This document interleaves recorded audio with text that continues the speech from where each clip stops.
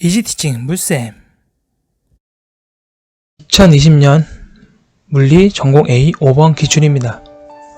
자료 1은 철수가 작성한 빛의 세기와 태양전지의 전력 사이의 관계 탐구계획서고, 자료 2는 교사가 철수의 계획서를 평가한 표의 일부이다. 작성 방법에 따라 서술하시오.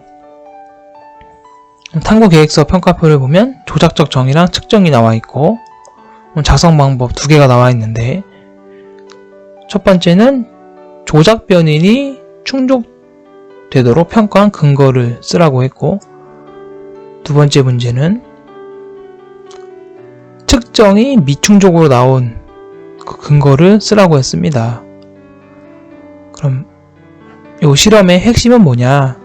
태양전지에 들어오는 빛의 세기를 각도 조절 받침대로 조절하면서 변화시키고, 그거에 따라 태양전지에서 나오는 전력을 계산하는 겁니다. 전력을 계산하려면 전류값과 전압을 알아야 되는데, 태양전지가 만들어내는 전류를 미스터 멀티미터로 측정하고, 태양전지에서 나오는 전압도 디지털 멀티미터로 측정합니다. 여러분들 전압과 전류 측정할 때 전류는 직렬로 연결, 전압은 병렬 연결한다고 배웠습니다. 그러면 이 교사가 측정을 미충족으로 한 근거를 찾으라고 했으니까 여기 라를 보세요. 디지털 멀티미터를 태양전지와 저항기에 직렬로 연결한다고 했는데, 우리가 전력을 구하려면 태양전지가 얼마만큼의 전압으로 전류를 쏘는지를 알아야 되니까 태양전지 양단에 걸리는 전압을 측정해야 합니다. 그러려면 태양전지 양단에 병렬로 전압계를 연결해야 됩니다. 그래서 두 번째 문제의 답은 라가 되고, 어떻게 바꾸냐? 전압계를 태양전지의 병렬로 연결한다. 이렇게 수정하면 되겠습니다. 첫 번째 문제로 다시 돌아가서, 그럼 조작적 정의 영역이 충족으로 된 근거는 무엇이냐? 조작적 정의란, 조작 변인이란, 실험을 할 때 우리가 어떤 값을 변화시켜 가면서 그 값에 따른 특정 결과를 기록하잖아요. 그럼 값을 변화시켜 가는 게 어디에 있느냐를 찾아야 돼요. 여기 말을 보세요. 태양전지의 면과 수평면이 이루는 각도를 30, 60도로 변화시켜 가면서 실험을 했으니까 이게 조작 변인이 제대로 되고 있었다는 겁니다. 그래서 첫 번째 문제의 답은 태양전지의 각도를 0도, 30도, 60도 이렇게 측정 가능하게 나타내었기 때문에 평가 결과가 충족으로 된 겁니다. 그래서 정답은 이렇게 쓰면 되겠습니다. 2020년 전공 A 물리 6번 기출풀이입니다. 자료는 과학탐구 실험 과목에서 소개되는 결정적 실험에 대한 교사들의 대화다. 자, 결정적 실험이 무엇인지 김 교사가 말하고 있죠. 베이컨이 말하는 결정적 실험이 무엇이냐 알아보면, 결정적 실험이란 17세기 과학자 및 철학자인 베이컨이 사용한 말입니다. 쉽게 말해 빼박 실험이란 의미입니다. 빼박 실험. 실험 결과가 나와서 더 이상의 논쟁이 필요 없도록 하는 완벽한 실험이라는 뜻입니다.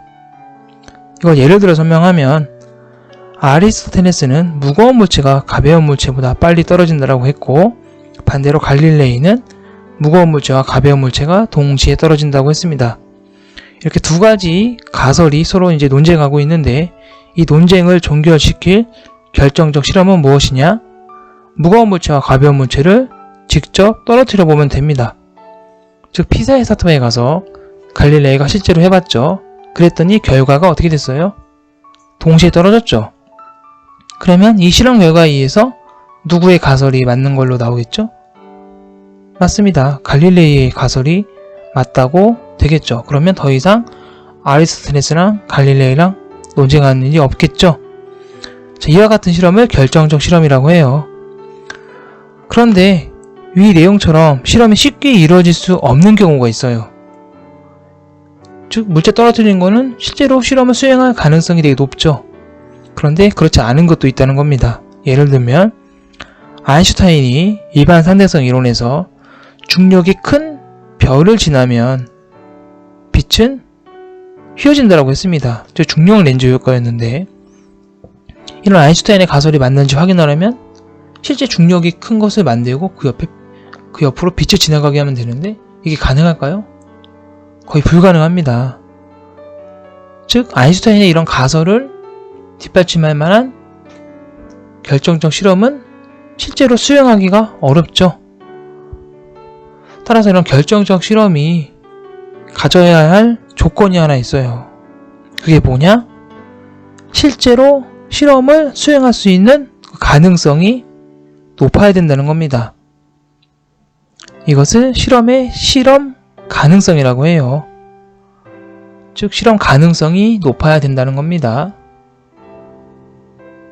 따라서 이제 기억을 좀 풀어보면은, 베이컨은 경쟁하는 복수의 가설들이나 이론들 가운데 하나를 분명히 선택할 수 있게 해주는 결정적 실험을 소개했는데, 경쟁하는 두 이론이 있을 때 어떤 실험 결과가 기억하면 그 실험을 통해 두 이론 중 하나를 분명히 선택할 수 있다는 것이다.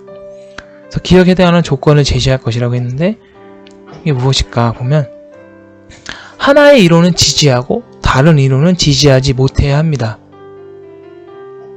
그리고 실험 자체가 실제로 수행할 수 있는 가능성이 높아야 한다 이겁니다.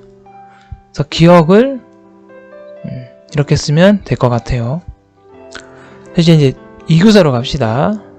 그런데 실제 과학의 역사에서는 어떤 실험이 경쟁하는 두 이론 중 한쪽만 지지하더라도 다른 쪽 이론은 곧바로 폐기되지 않는다. 라카토스에 따르면, 라카토스의 연구 프로그램의 관점에서 왜 니은처럼 되는지를 설명하라고 했습니다.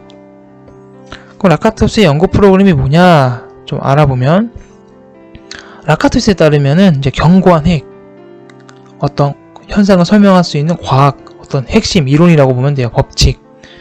쉽게 변하지 않고 이 견고한 핵으로 설명할 수 없는 실험 결과들이 나오게 되면 우리는 그 핵을 수정하는 게 아니라 그 핵을 보호하고 있는 보호대를 수정해서 방어한다고 했습니다. 즉 견고한 핵, 하나의 법칙이랑 이론은 어떤 그 이론으로 설명할 수 없는 실험 결과가 나와도 쉽게 바뀌지 않는다는 뜻입니다. 따라서 니은은 어떻게 쓸 수 있냐? 견고한 핵은 유지시키고 보호대를 수정해 기존의 이론을 폐기시키지 않기 때문이다 정도로 쓰면 되겠습니다. 이제 박교사로 갑시다.